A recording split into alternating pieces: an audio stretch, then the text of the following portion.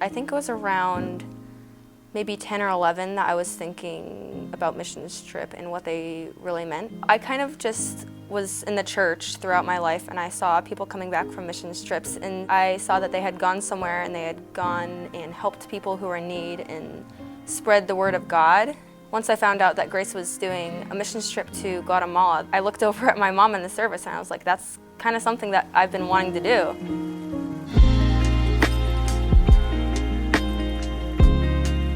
When we went, we had a total of 11 people in our group. We partnered with Bethel Ministries International, and they are located down in Guatemala. It kind of started out as they would give people wheelchairs for who needed them.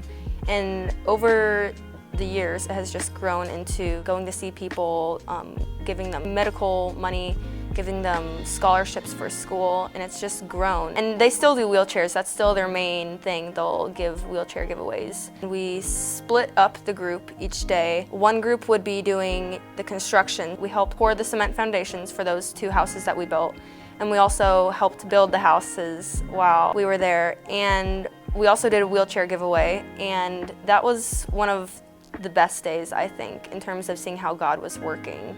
But the first day I did the home visits, and we went to 3 homes. Basically what we did is we would meet the family, and our head missionary, he would ask them like what was their situation, like what were their needs. He would ask them how their heart was with God, and then he would continue to encourage them through their challenges by applying the gospel to that and directing them to God even more than they were.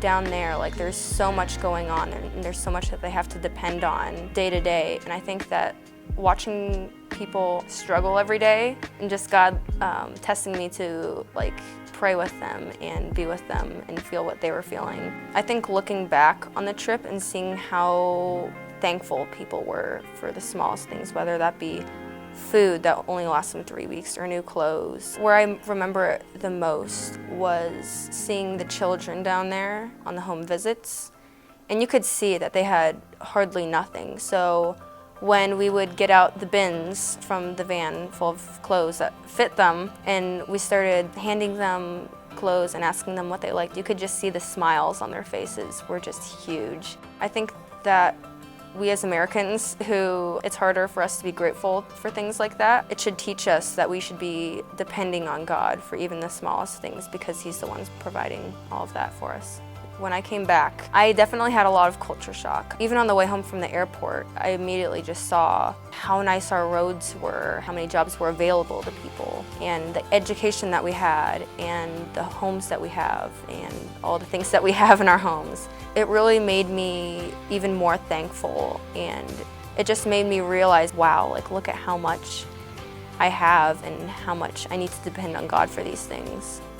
You're not going to be prepared for anything when you go on these missions trips. I think you just have to dive right into it. You just have to remember to be flexible and just let God do the work, and you just need to follow Him and do His work, not your work, because everything that we're doing down there is for God's glory.